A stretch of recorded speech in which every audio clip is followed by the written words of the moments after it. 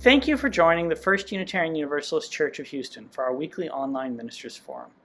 I'm the Reverend Dr. Colin Bossen, Senior Minister of the Congregation. These programs are conversations with community organizers, scholars, religious leaders, artists, and others about how we can collectively address the present crises.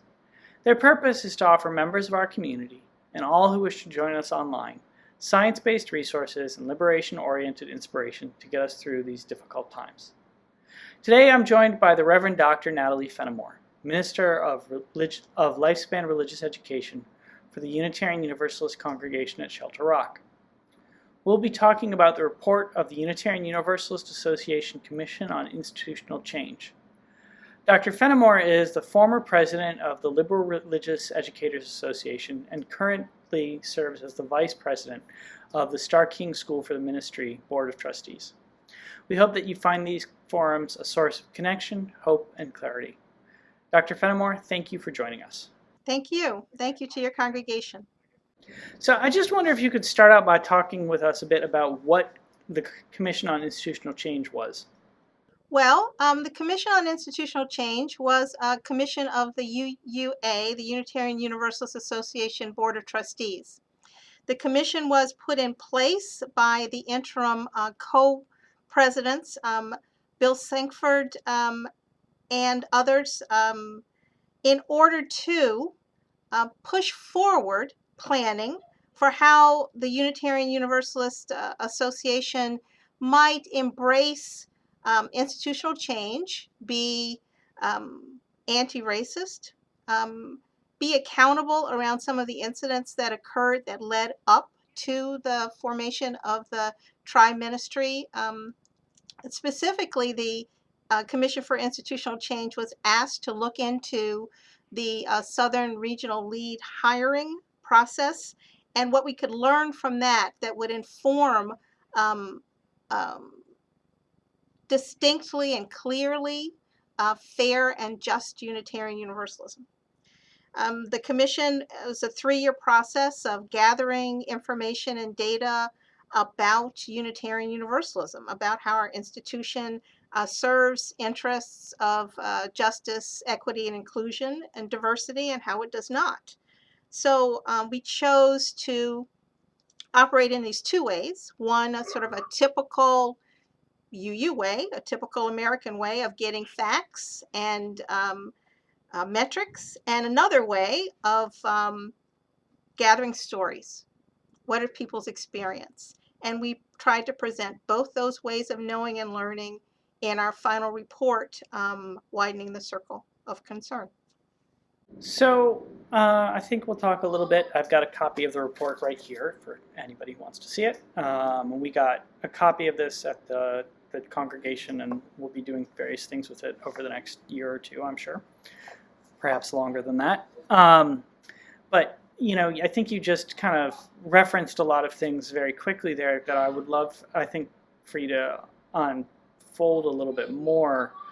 The first thing probably is you sort of referenced the Southern lead hiring process or hiring controversy, which I know is sort of the precipitating event that led to the Commission on Institutional Change, as well as the sort of interim Crow presidency of Bill Sinkford, Sophia Benacourt, and Leon Spencer. Leon Spencer. There we go. Yes, Leon Spencer. And if you could sort of talk about that controversy and how it led to the Commission on Institutional Change, that would be, I think, helpful for us to have some background. Well, I think that it's fair to say that there are a number of opinions, of experiences on ways people know about the Southern Regional Lead issue.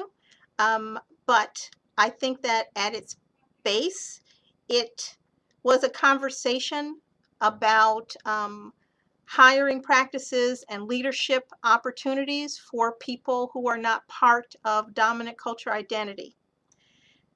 It became clear that there was a ceiling in some areas of Unitarian Universalism where people of color, people with non-dominant identities, could move into leadership only to a point. There was not any intention by the commission to lay blame for that, but to ask for accountability and responsibility around that. If people were being invited into Unitarian Universalism because their diversity was welcomed, then their diversity needed to be welcomed into the highest levels of leadership where they might actually create change and have the opportunity to lead from their experience, and to have that experience and those identities and that diversity become part of Unitarian Universalist leadership and what Unitarian Universalism could become. So while the particulars of the regional lead hire, which was that a white male was hired to be a lead in a regional level in the UUA, while people with different identities had applied for that position and had not been chosen. That was a particular incident, and that had particular people in it. The commission was asked to talk about that in a broader, more systemic way. Not to take sides, not to say who was right, who was wrong. That was not our charge. Mm-hmm. But to talk about how it is a case study around our system. And so, there are a lot of resources for people. There were tons of things put online, so people can look and see and hear the different voices of people involved in that controversy if they would like to explore it further, and to speak directly to the people involved in that. Sure. But for the commission, it was important for us to see it as an example and to learn from it. And I think it's probably important for people listening to know that the controversy led to the resignation of the then UUA president, Peter Morales. So it wasn't, it started over this this particular hire and then unfolded. Yeah, and I think it unfolded in this particular way where it could affect the tenure of the UUA president because of the underlying issues as much as because of the particular incident. The issues about power, authority, accountability, diversity, leadership, those are the issues that I think elevated this incident to the point where it could be a factor in a UUA president choosing to leave their position. Right, and which I guess is why it's called the Commission on Institutional Change, to suggest, in fact, that it was not about blaming any particular people, but rather looking at how the whole overall system functions. Because if I remember correctly, part of the issue was that that hiring meant that then all of the regional leads were white folks. Yes. Or would have meant that they were all white folks at that time. Yes, yes. And that was not reflective of who the UUA serves or who it aspires to be as a religious association. Yeah. And it led to a conversation about where else in Unitarian Universalism and its institutions was power held disproportionately by one group and not shared. So why don't you talk about that? I think that's a good, because that sort of leads towards some of the recommendations, which I think are very important, that you all have made. So kind of what were some of the other perhaps stuck places that you all uncovered as you were going through this project? Both, you might think theologically and institutionally if you want, or I would invite you to do that, because I know that you do touch on theology in this as well as just sort of the actual bureaucratic structure of the association. Well, it was important for the commission to ground its work first in a Unitarian Universalist theology, and understanding that we're called to this particular work of justice making, of diversity, of inclusion, because of who we believe ourselves to be as a people of faith. That we do have a history that grounds us in a particular justice-making kind of faith. And so our decisions about organization and governance flow out of that theological understanding, out of our history, out of our aspirations. I think we all recognize the places where we've fallen short forever, and probably will be for quite some time falling short. But we wanted to say that we are trying to get somewhere, to build something, and we're asking for a commitment from the association and the congregations and individuals to be part of that journey. Right? One of the ways in which the commission felt that we had been stuck as a faith movement, as an association, is our unwillingness to commit to the long-term work of racial justice specifically. That we have a history of sort of fits and starts. We're going to do this kind of program and then we're going to stop because that didn't work. We're going to do this kind of training and then we're going to stop. And these lulls in between our actions have enabled us to sometimes sit and believe everything's okay, to sometimes be in a position where people who have come in expecting more have left because they didn't find it, but always be in a position where we are just sort of not moving along in a steady way, even if it's slow, but a steady commitment. Instead, there's sort of things pop up and then they go. So that's one way in which we thought we're stuck. We're also stuck in sort of fighting about how our polity does and does not work with the commission's recommendations or any recommendations from anybody.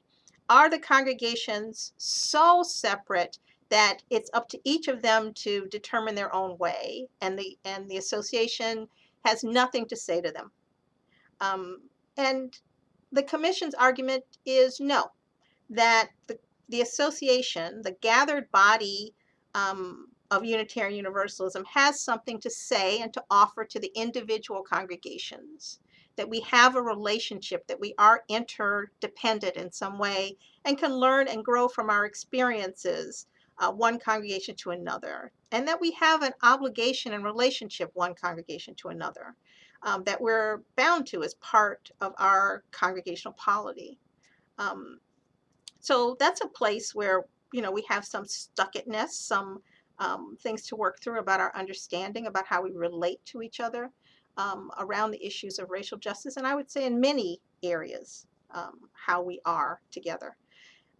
So we also talked about how we don't have consistent training and support for our justice work, specifically our racial justice work, our identity justice work, that sort of our structure isn't there to support sort of a consistency of knowledge, information, and training.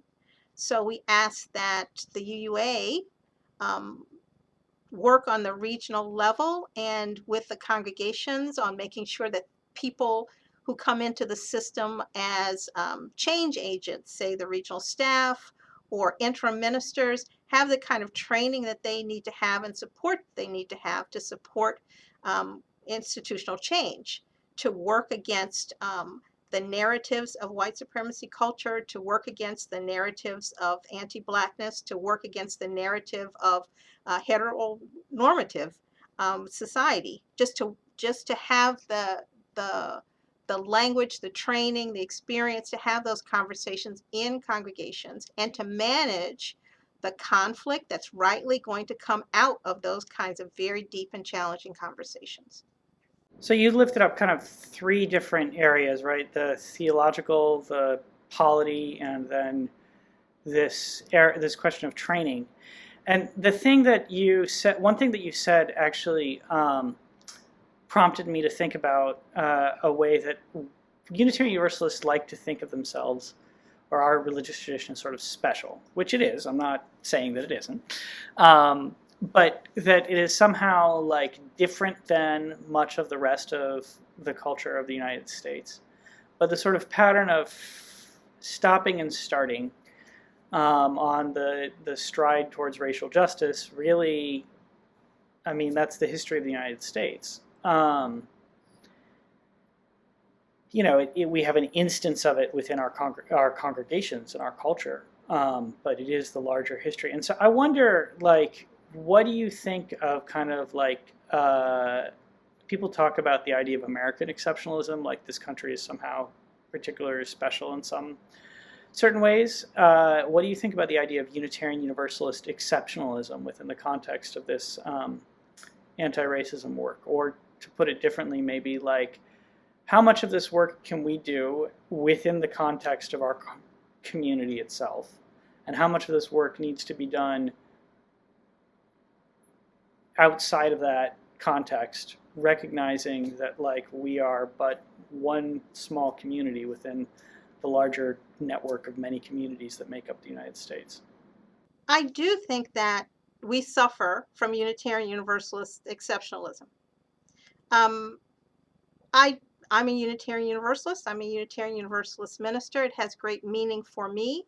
However, I do not believe we are an exceptional religion any more than everybody else believes their religions are exceptional religions. I think that we have some things to offer that other faith traditions do not. But there are some things we can learn from other faith traditions.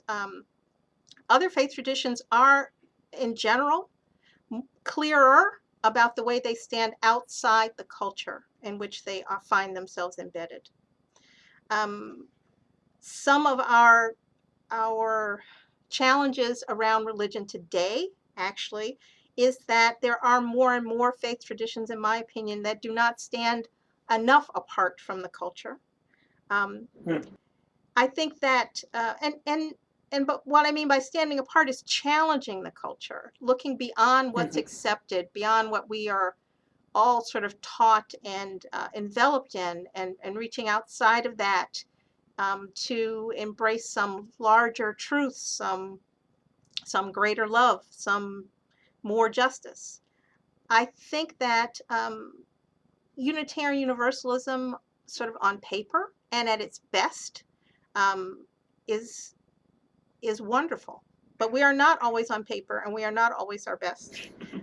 We are as challenged as everyone else to live in an unfair, unequal, racist society and to unlearn what we've been taught. I think that's harder, deeper than we imagine. We often think that because we are Unitarian Universalists, we are halfway to the promised land already, and we are perhaps not halfway there. But I do think Unitarian Universalism can turn you toward seeing that there is a promised land that you should be going toward, a beloved community that you should be moving toward. But in and of itself, being a Unitarian Universalist is not going to sort of wash you clean from the sins of this country or this world. So, that's a challenge. The fits and starts, it's because it's hard. It's telling different stories, learning different stories about who we are, who you are, who this country is. It's hard to hear. It's hard to absorb. It's hard not to be tangled up in that bad feeling so much that you can't move forward. And the Commission's work is hoping that we provide a space for people to tell their stories, to feel their pain as well as their joy, but then to marshal the resources to move forward and not to sit in the same place for a long time, kind of processing, but to give people some recommendations, some tools for moving forward. I guess one thing that I want you to hear what you have to say about the recommendations, or to give us some of the recommendations, especially the ones we might think about within the context of a congregation like First Houston in a minute. But before we get there, you are using the word recommendation, and you did mention polity a minute earlier, and I think that's, well, right, this is the Unitarian Universalist Association, an association of congregations, yes, independent congregations, and you are making recommendations that basically means this, any particular congregation does not have to do things, correct? Is that my, Mhm. you're saying this is what you all should be doing if you want to be serious about this work based on all this, excellent research and meaningful conversations that we really have thought carefully about this, and we think that this is going to move us forward as a religious tradition. But like, whether an individual congregation decides to take up that work is their responsibility in many ways, correct? Well, actually, what we are saying is how you take up that work is your responsibility and your call. And we understand that there's a variety within Unitarian Universalism, that the congregations and their contexts are different. So how you take up the work is a matter of individual congregations. We are saying that you must take up the work, though, in some way, because this is the work of being a Unitarian Universalist. So you're really challenging us sort of theologically by saying that we should be thinking about anti-racism as having a central place in our religious tradition if we are going to be Unitarian Universalists. Yes. That the call to dismantle certain societal dysfunction, especially as it seeps into our congregations, is a call to us as Unitarian Universalists. It's to a certain extent, we are saying that that's not optional, that you can't stand apart from the work of justice, the work of dismantling racial injustice, and say that you are doing the work of Unitarian Universalism. Now, how you do that, what your context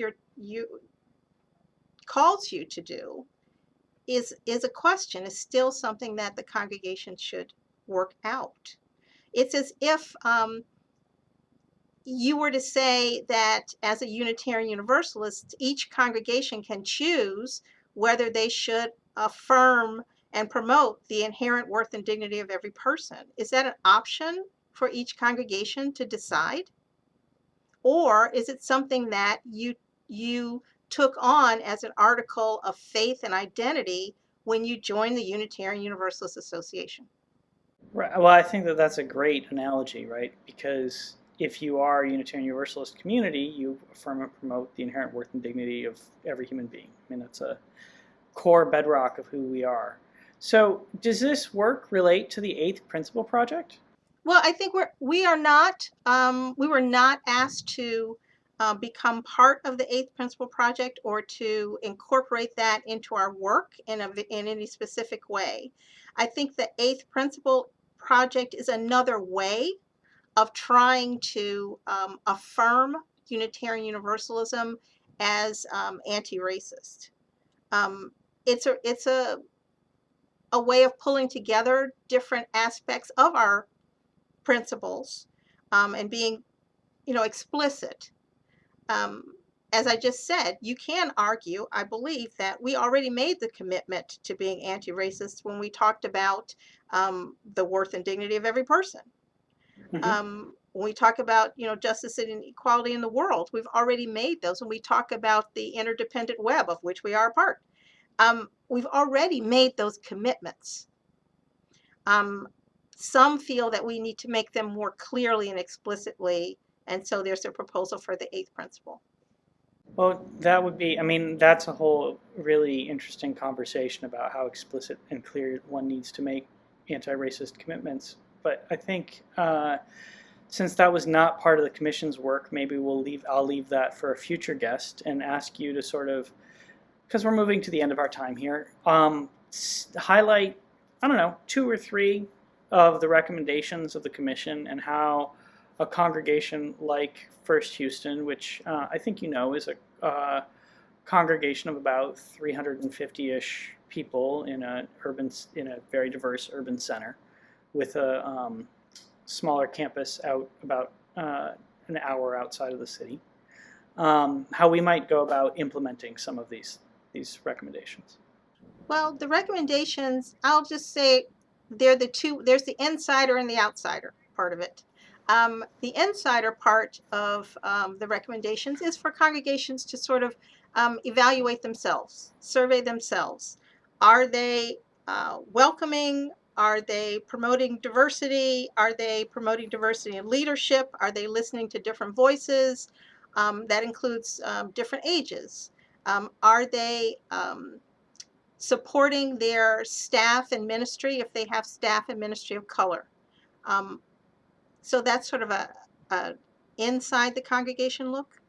Then outside, are there relationships with the communities who are not Unitarian Universalists, the communities that they are in relationship with that have more members of color, more people of color, more communities of color? Are those accountable relationships?